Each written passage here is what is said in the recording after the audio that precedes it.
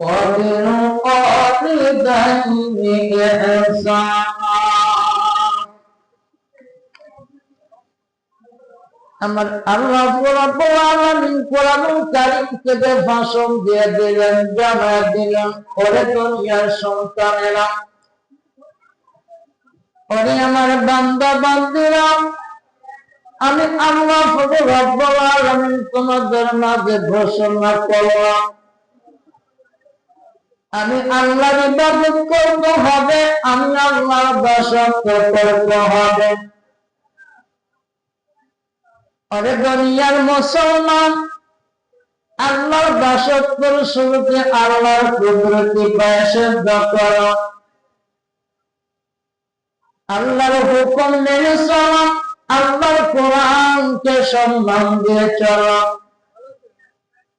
এই কোরআন আপনার আমাকে সুপারিশ করবে, এই কোরআন আপনার আমার বিপক্ষে সাক্ষ্য দিতে বাধ্য হয়ে যাবে। আরে দুনিয়ার মুসলমান, আল্লাহ রাব্বুল আলামিন আল্লাহর দাসত্ব বাইরে বড় কথা জানায় দিলেন, বান্দারে কাঁদবে,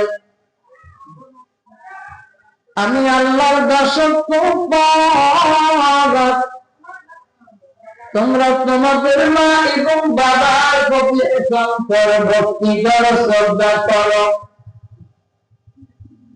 তোমার মা তোমার বাবা দুনিয়ার জঞ্জালিকে জনতা থাকা পর্যন্ত যেন কোনদিন উহা শব্দ ব্যবহার করে না। আরে জীবন,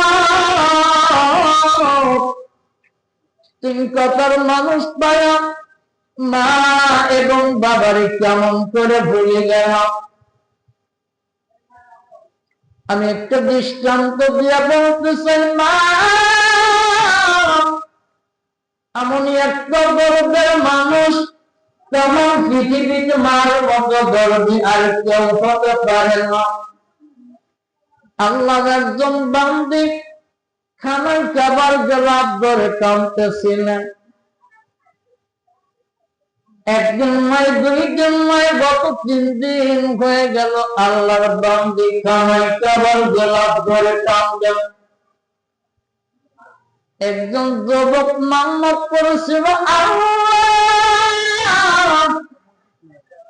আমাকে যদি তুমি একটা সন্তান দান করো, আর ওই সন্তান যদি জিন্দা রাখো, আমি আমার সন্তানকে আমার সন্তানের যখন 8 বছর বয়সে পরিণত হবে, আমার সন্তানকে সঙ্গে করে আমি নাবালিকা সাবালিকা সন্তানকে কানায় কানায় হজ করাবো। আমি আমার সন্তানের পক্ষ থেকে খানায় কাবার সবর করাবো, খানায় কাবার গোলাপ ধরে দেব। আল্লাহর বান্দার দোয়া কবুল হয়ে যায়। আল্লাহ রাব্বুল আলামিন আল্লাহর বান্দার দোয়া কবুল করেন। এই যুবক কলিজার টুকরা সন্তান 8 বছরের বালককে নিয়ে খানায় কাবা চলে যান। খানায় কাবার যাবার পর লক্ষ্য করে দেখলেন, একজন মেয়ে খানায় কাবার গোলাপ ধরে 2 চোখের পানি ছেড়ে কাঁদেন। যুবকটা চিন্তা করলেন, একটা মেয়ে মানুষ, নারী, এই নারী যখন খানায় যাওয়ার জবাব দিয়েছে, আমি একজন ইয়ং বয়সের যুবক, ওইখানে যেতে পারবো না। মেয়েটা যখন সরে যাবে, তারপর হয়তো আমি আমার অদাটা পূরণ করে দেব। আমি আমার আল্লাহর কাছে গেলি না, ঋণটা মুক্ত করে দেব। যুবকটা সরে গেলেন। প্রথম দিন চলে যায়,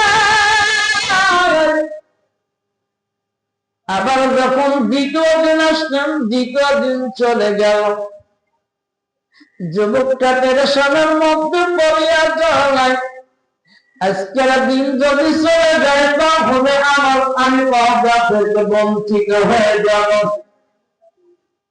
আমার ওয়াদা ভঙ্গ হয়ে যাবে, আমি আল্লাহর কাছে মুনাফিক হয়ে যাব।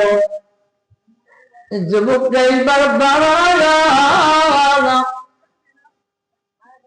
আল্লাহর বান্দির ডাকতে হয়, মা গো তোমার কি সমস্যা হয়ে গেছে? গতকালকেও দেখছি তোমাকে খানায় খাবার জবাব দেওয়া, আবার আজ ফিরে আসি দেখলাম খানায় খাবার জবাব দেওয়া।